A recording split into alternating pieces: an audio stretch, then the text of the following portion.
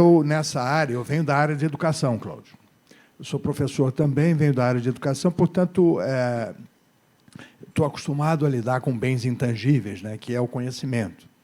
E eu, logo que entrei no Congresso, em 2002 e 2003, eu me preocupei muito com a proteção do direito de autoria, o direito de autor, a propriedade intelectual, e participei da formulação daquilo que, na época, nós chamamos a CPI da pirataria. E essa CPI foi quem propôs as regras básicas do Conselho Nacional de Pirataria, de toda a estrutura de combate à pirataria que se montou no país nos anos subsequentes. Eu tenho muita alegria de ter participado disso e vivi momentos extraordinários. Um deles, eu tenho fotos lá, Paulo, fui recebido pelo presidente Biden, que, na época, em 2004, era presidente da Comissão de Relações Exteriores do Senado americano, e ofereceu um jantar no Senado à Comissão Brasileira de Defesa da Propriedade Intelectual e Combate à Pirataria, em razão dos resultados que nós tínhamos obtido, Cláudio, no combate à pirataria de CDs, o combate à pirataria de filmes. E recebemos não só essa, mas várias homenagens do Congresso americano, em função do desempenho do Congresso brasileiro numa área tão importante quanto essa. Portanto, fazer é possível. Chegar lá também é possível.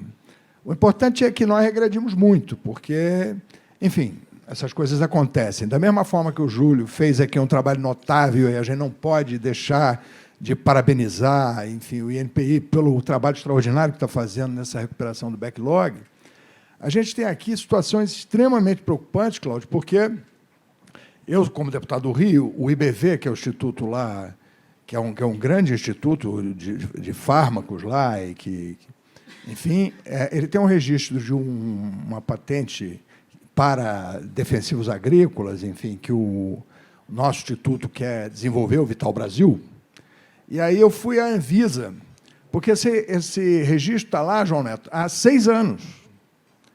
E o presidente da Anvisa, fazendo o maior esforço, disse, não, nós estamos aqui 100.200 funcionários, e nós não temos como repor esses funcionários, não temos como atualizar. Então, na área de biotecnologia, na área de médica e na área de fármacos, por mais que o INPI vá se desenvolver e vá fazer, nós temos um entrave de processos que estão na Anvisa tramitando há 6 anos, sem perspectiva nenhuma de sair.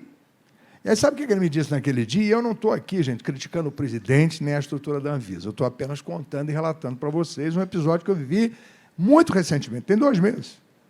Porque o IBV precisa de fabricar esse negócio, tem contratos, tem prazos, enfim, e é um instituto importantíssimo da estrutura do Estado, são milhões de reais. Enfim, e ele disse, olha, mas sabe o que está acontecendo, Wander? Ele disse o seguinte, não, nós estamos aqui com o problema agora dos Eneis. Vocês estão vendo aí esse negócio de botar Enê no cabelo? Está um problema, uma crise brasileira do Enê do cabelo, e nós tivemos que parar a Anvisa para tratar desse assunto. Eu digo, porra, como assim?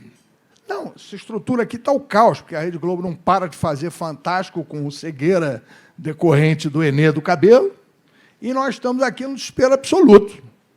Então, vocês vejam a loucura que é esse negócio. Aí eu disse ao presidente assim, mas debate pronto, Zé. Eu falei, presidente, vem cá, por que o senhor não faz um acordo com a Associação Brasileira de Norma Técnica, institui uma norma para Enê de cabelo, diz que quem contrariar a norma vai ser preso, vai ser responsável, vai ter a sua licença comercial e profissional cassada, e o senhor vai tratar de outro assunto. Mas talvez seja uma boa ideia. Talvez seja. Porque a Anvisa fica tratando de Enê de cabelo. Enfim, e eu estou falando isso, volto a dizer, não para ridicularizar, mas para dizer que é muito possível criar institutos e formas novas de delegação de competência e responsabilidade, como, por exemplo, essa transferência de competência e responsabilidade à Associação Brasileira de Norma Técnica, onde qualquer profissional que transgredir a aplicação de um fármaco qualquer no seu paciente será responsabilizado, assim como o CREA responsabiliza um engenheiro ou um arquiteto que não tenha sido devidamente competente na execução daquele projeto ou daquela obra de engenharia. Então, existem formas, e a gente precisa, e aí eu quero desafiar até aqui o LIDE, que tem uma competência extraordinária e que tem toda a possibilidade de fazê-lo, nós precisamos de ter instrumentos novos, porque não adianta aqui nós ficarmos discutindo, porque o problema da Anvisa está se agravando, não é que vai melhorar. está se agravando e muito. E não tem perspectiva de concurso. Portanto, não tem perspectiva de reposição dos quadros técnicos que analisarão essas questões que o doutor Cláudio aqui está colocando. Então, não vamos nos enganar. Nós estamos caminhando para o abismo e acelerado. Então, vamos ajudar aqui o doutor Júlio a continuar reformando o INPI, mas temos que dar uma solução na Anvisa, porque senão nada vai acontecer no mundo dos fármacos. E eu vou dizer a vocês que, como congressista, que eu tenho um orgulho enorme disso, luto para me manter lá a beça, que não é mole, não vai acontecer nada lá que nós possamos fazer uma mágica para salvar esse problema, porque não tem. O que tem é nós construirmos uma solução alternativa que seja uma junção do INPI com a Anvisa numa entidade qualquer, que conte com a colaboração empresarial, que conte com o suporte inovador das instituições da sociedade civil, para que a gente avance. E usando meios, por exemplo, como esse que eu estou sugerindo, de acordos, de normas, né, que possam facilitar o andamento dessas patentes e dessas concessões, que precisam ser revistas, né? Talvez um dos maiores avanços do Brasil tenha sido na área dos genéricos. Ninguém contesta isso, tá certo? E nós precisamos, na área de fármacos adiantados, dos combates aos cânceres, às doenças raras, etc., temos os genéricos dessas áreas. E eu estarei à disposição dos senhores na Câmara Federal para fazê-lo.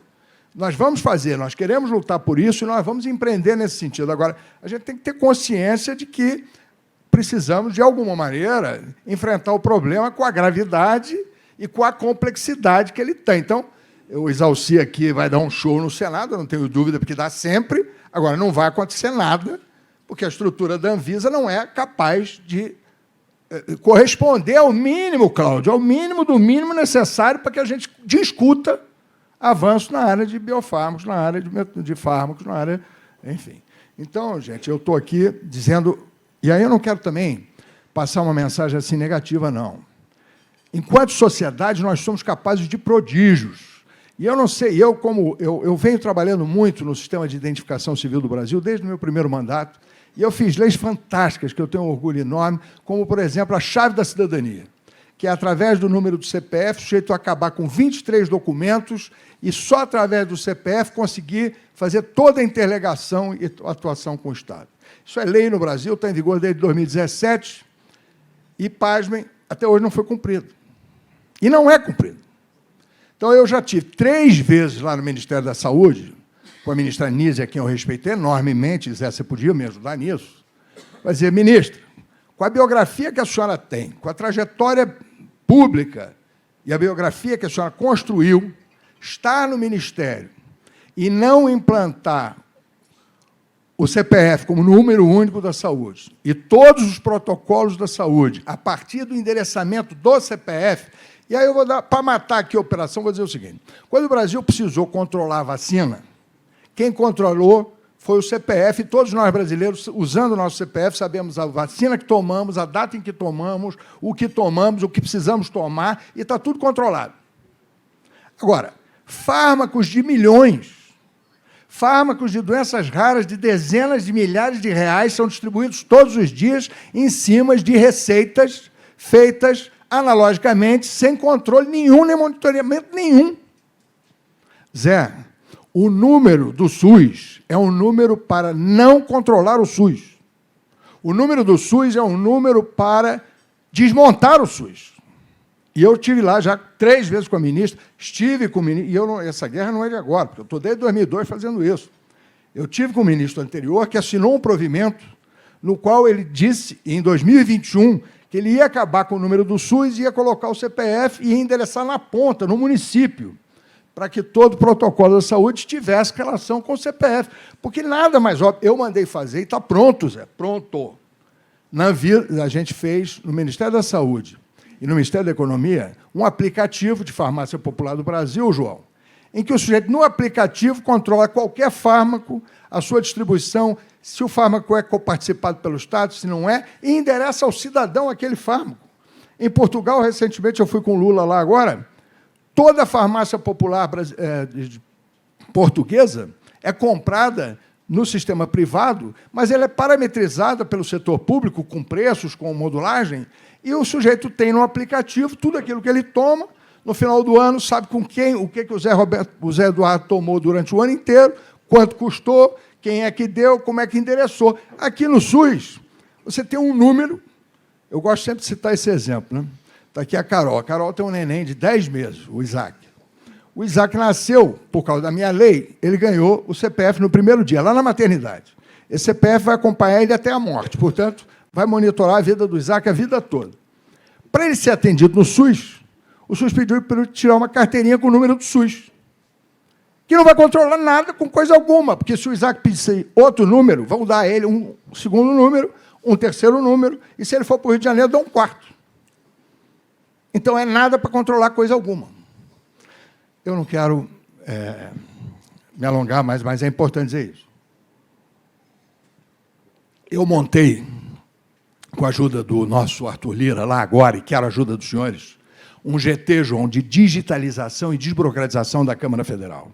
Algo super importante para mostrar ao Brasil que nós vamos fazer uma reforma tributária, mas se essa reforma não for digital, não vai adiantar nada. Porque o mundo é digital, porque tudo é digital. E porque o Brasil também é digital. Eu ajudei, criei e trabalhei muito com essas leis que fiz para que a gente tivesse hoje no Brasil, está em funcionamento, o terceiro melhor sistema de Gov do mundo.